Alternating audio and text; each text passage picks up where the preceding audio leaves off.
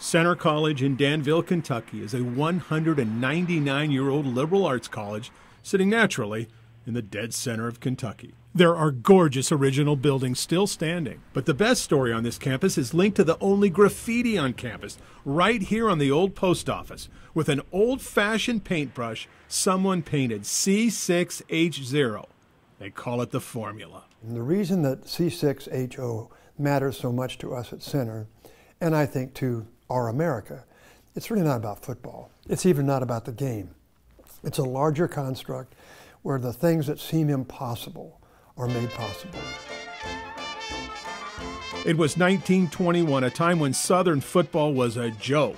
If you wanted real football, you had Notre Dame and Newt Rockne, and even better, you had mighty Harvard. In fact, in 1921, Harvard had not been beaten in 6 years. They had won 7 national championships. And who were these praying colonels from rural Kentucky? They had one rickety bleacher and a couple hundred students. These guys were going to play Harvard? Hopeless, right? But here's the thing. Center had a quarterback named Bo McMinnville who was probably the best player in America. He sure thought so. Bo McMinnville, if you could imagine, it was one of those guys that in the huddle, he would say to his teammates, "I'm going to score on this play." And he would. Still, this was Harvard, unbeaten in 6 years, at home in front of 48,000 people.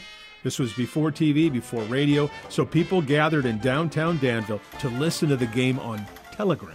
There was crowds of thousands in Danville and Somerset listening over the intercom. They had the thing wired up, and as soon they say Bo McMinnville for 6 yards around the right end, and there'd be a cheer, and they would have to wait like a minute, and then they said, Bo McMinnville tackled for a loss, 1 yard. Oh. I mean, it was, but you know, it's funny that the crowds would stand on end listening to this game. Until Bo McMinnville scored on a 32-yard run. David 6, Goliath nothing. The giant was toppled. C6H0. It was front page news in Boston. The praying colonels came home to a hero's welcome. The governor was here to shake everyone's hand.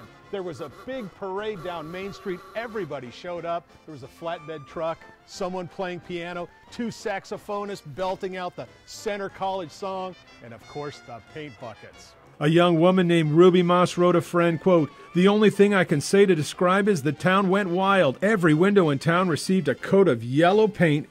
Center 6, Harvard nothing. It was real stuff too, not whitewash." This was a little tiny institution in the South that went up and played in front of 48,000 people at Harvard in Boston, and they beat them.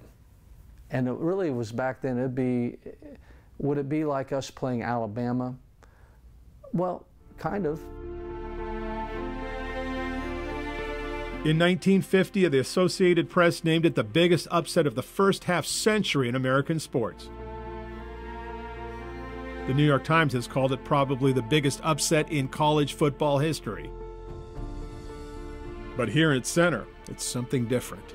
And so I think these kind of stories are worthy of being retold because they say over and over again, hard work, dreaming big, imagining what others can't imagine in this country is still possible.